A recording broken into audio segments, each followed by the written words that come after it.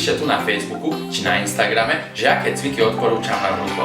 Mali by ste vedieť, že z brušnej časti len s tým, že budete robiť iba brušáky, neschudnete. V prvom rade musíte 100% dodržiavať zdravú stravu a potom správnymi cvikmi si precvičovať bruško.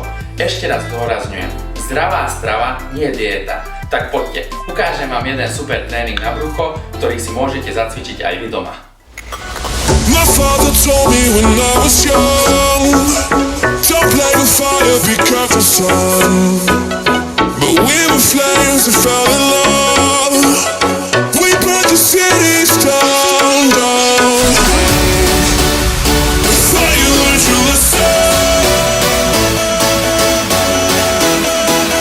You won't be lonely if you fall in love. Over and over again and again.